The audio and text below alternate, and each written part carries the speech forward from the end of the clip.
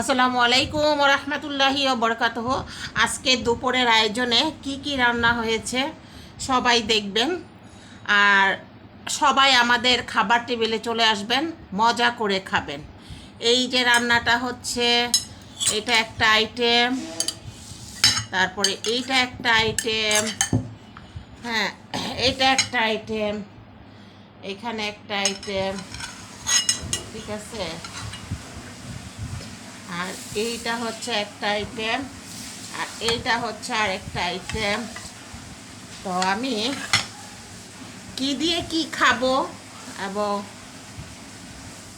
কি দিয়ে কি রান্না করেছি সেগুলো এখন দেখাবো। এটাই হচ্ছে আমার কাজ।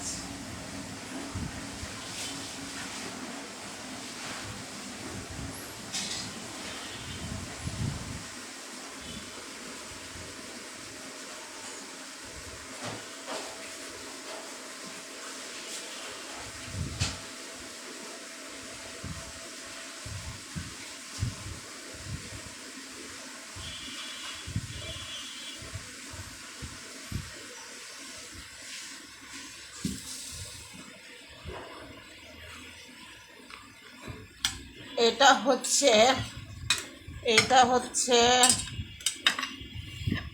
এটা এটা কি বলতে পারবেন? এটা হচ্ছে পোয়া মাছ। পোয়া মাছের সিদ্ধ করে ঝুরঝুরা করে তারপরে এরকম করে রান্না করেছি। এইটা এই পোয়া মাছটা, এই পোয়া মাছটা আমার ছেলে মেয়ে এইভাবে খেতে খুব পছন্দ করে, তাই আমি এইভাবে রান্না করেছি পোয়া মাছ। আর এটা হচ্ছে গাইস পেঁপে, যারা পেঁপে ভর্তা খাবে, হ্যাঁ পেঁপে, এই পেঁপে দিয়ে এটা করা হয়েছে পেঁপে। এটা হচ্ছে বেগুন ভুনা, হ্যাঁ বেগুন ভুনা। যারা হচ্ছে তোমরা যারা বেগুন খেতে পছন্দ করো, এটা বেগুন ভাজি।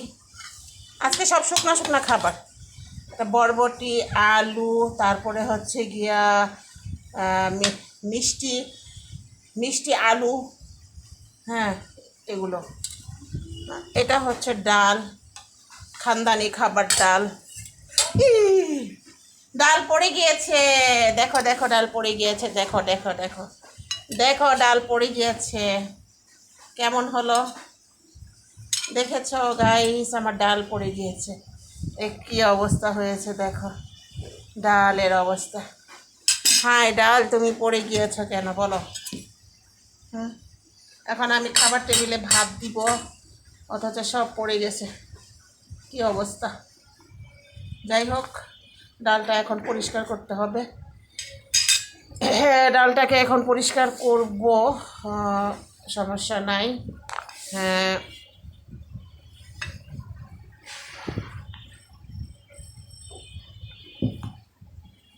ভেজাল ভেজাল ভেজাল, একদম ভেজাল।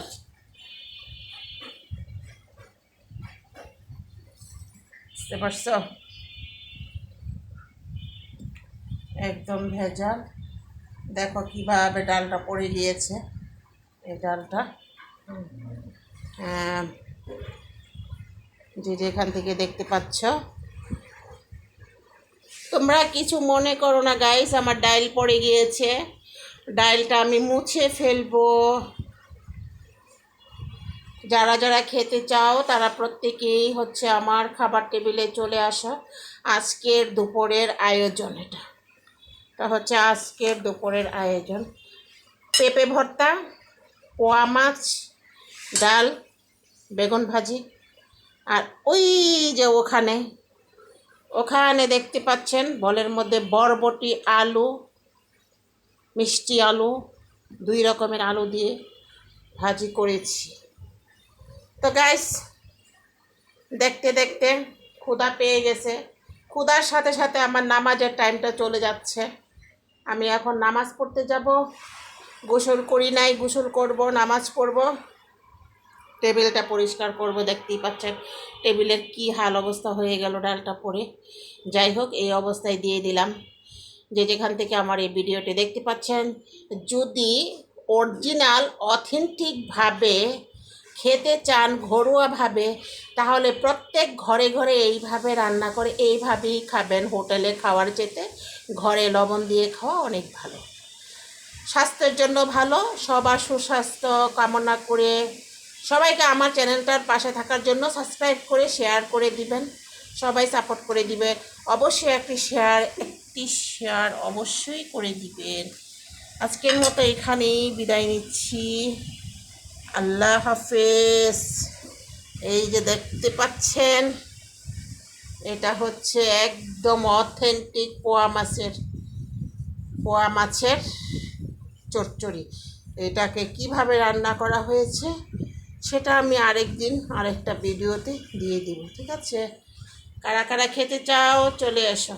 পোয়া মাছের ঝরঝরি, পোয়া মাছের ঝরঝরি, পোয়া মাছের ঝরঝরি।